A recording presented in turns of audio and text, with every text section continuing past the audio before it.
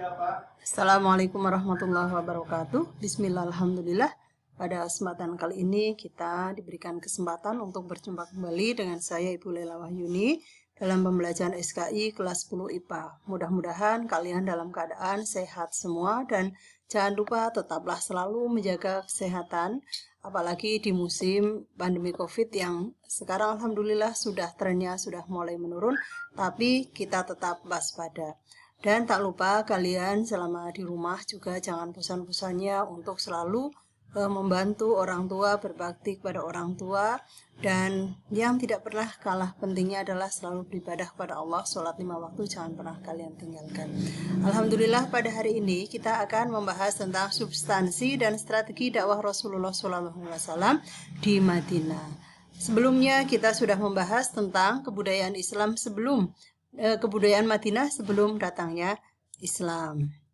Baiklah, kita akan melihat materi substansi dan strategi dakwah Rasulullah Shallallahu Alaihi Wasallam di Madinah.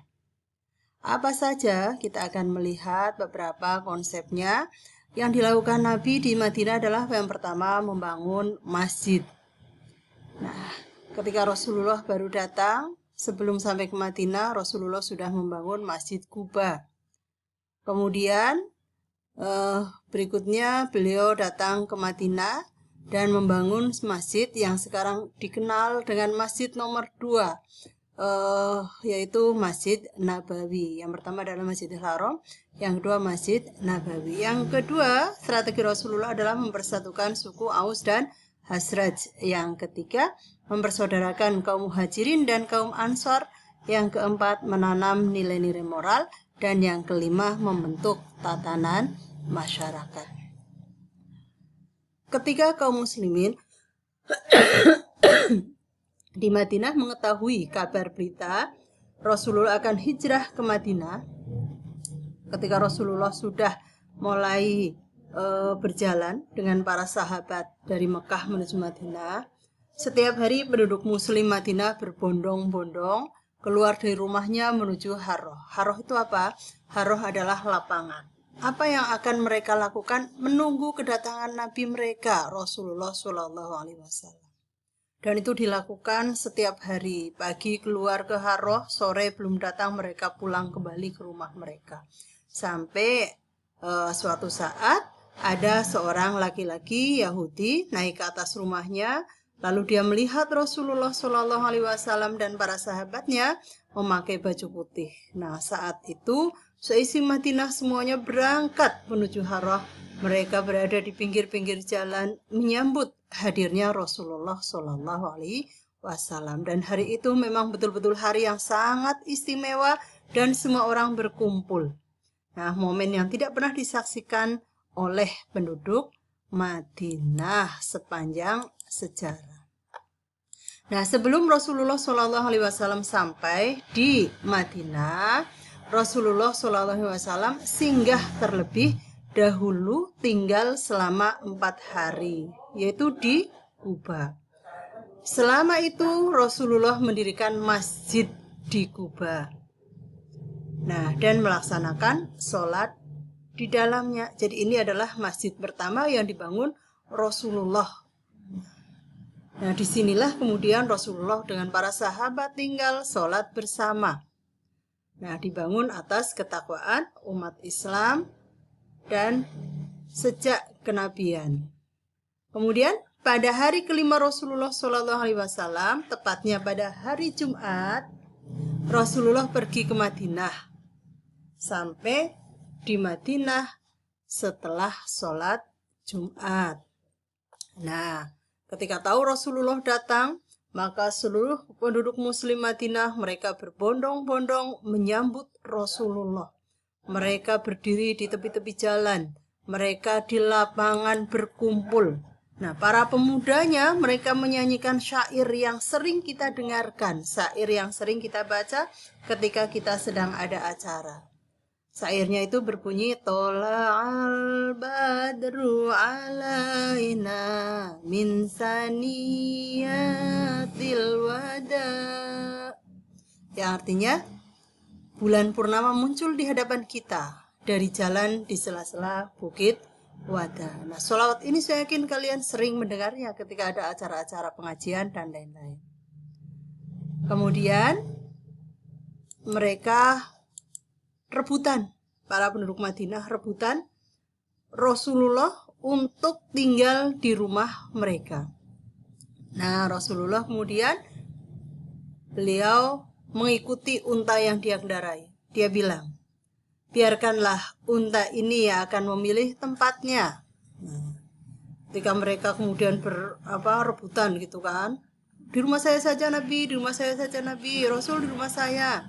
Rasulullah mengatakan, biarlah unta ini lewat karena ia telah diperintahkan sesuai kehendak Allah Subhanahu wa taala. Jadi biarlah unta itu nanti yang menentukan tempatnya. Kemudian unta itu terus berjalan hingga sampai di sebuah lokasi. Dia kemudian berhenti dan derum istilahnya. Dia langsung jongkok gitu ya. Nah, kemudian Rasulullah turun. Rasulullah kemudian menyampaikan, disinilah nanti karena unta ini berhenti disinilah nanti kita akan tinggal. Nah, kemudian disitulah kediaman Bani An-Najjar. Siapa Bani An-Najjar itu? Yaitu keluarga ibu kakek Rasulullah Shallallahu Alaihi Wasallam. Keluarganya Abdul Muthalib, kakek dari bapaknya Rasulullah, bapaknya Abdullah. Hal itu merupakan keistimewaan dari Allah Subhanahu Wa Taala kepada sang unta.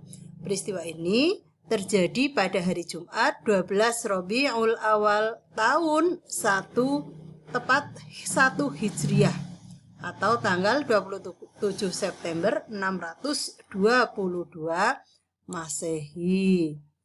Nah, kemudian di tempat itulah kemudian dibangun sebuah masjid yang dikenal dengan nama Masjid Nabawi.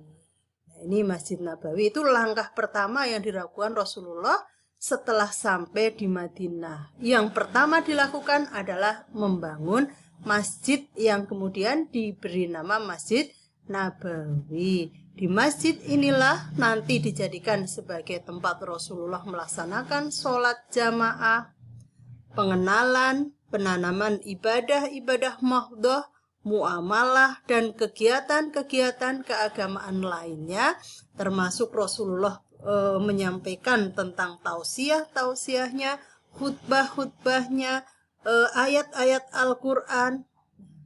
Dan kemudian di sekitar masjid, kemudian Rasulullah membangun jalan raya, dibangun jembatan penghubung antara satu lembah dan lembah lain, yang akhirnya menjadikan Madinah menjadi kota terbesar di Jazirah Arab dan menjadi tempat tujuan mereka melakukan urbanisasi. Akhirnya jadilah Madinah menjadi kota yang paling ramai, yang banyak dikunjungi oleh para pedagang, oleh kaum muslimin dan lain-lain.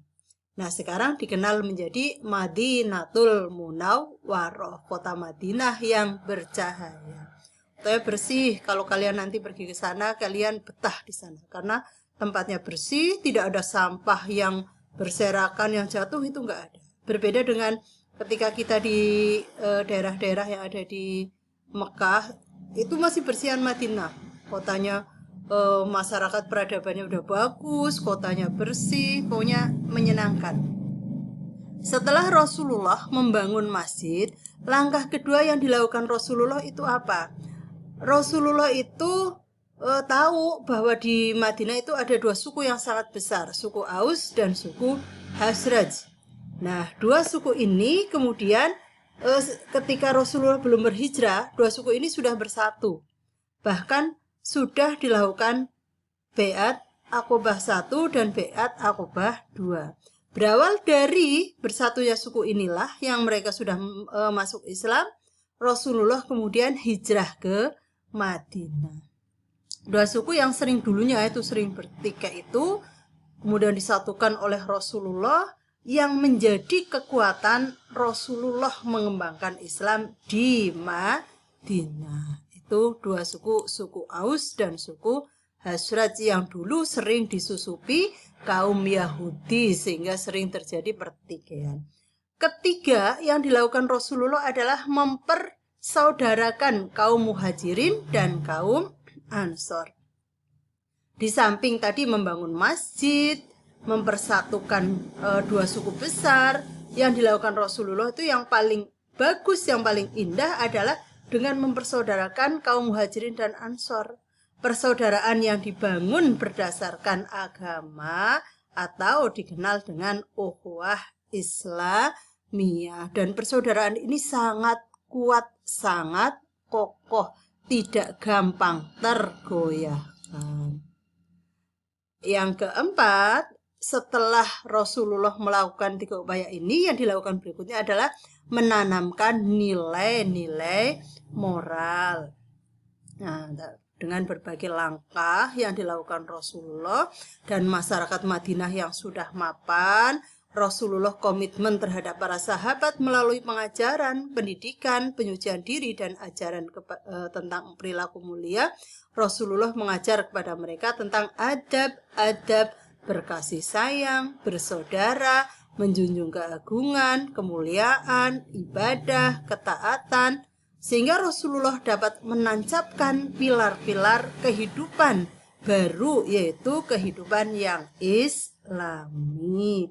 Yang sebelumnya masyarakat Arab itu dekat sekali dengan perbuatan-perbuatan dosa besar, perlahan-lahan Rasulullah menancapkan pilar-pilar budaya, kebiasaan yang nantinya menjadikan contoh dalam kehidupan Islami.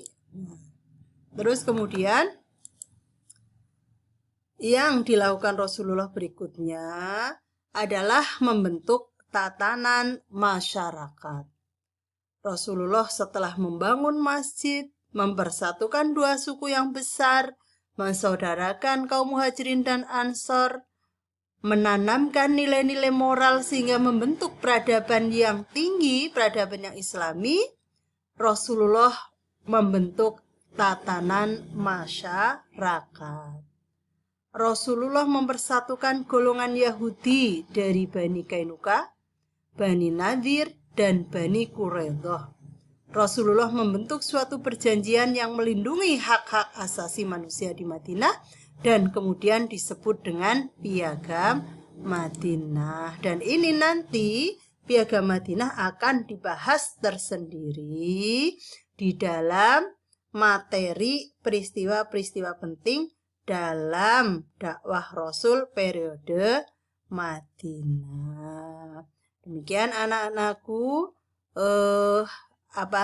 strategi yang dilakukan Rasulullah ketika di Madinah, yaitu yang pertama membangun masjid, yang kedua mempersatukan 2 suku, yang ketiga mempersaudarakan Muhajirin dan Ansor, yang keempat menanamkan nilai-nilai moral, dan yang terakhir membentuk tatanan masyarakat yang berperadaban tinggi, yaitu masyarakat yang Islami. Baiklah, marilah kita akhiri, kita tutup pembelajaran ini dengan bacaan hamdalah bersama. Alhamdulillahirrabbilalamin. Assalamualaikum warahmatullahi wabarakatuh.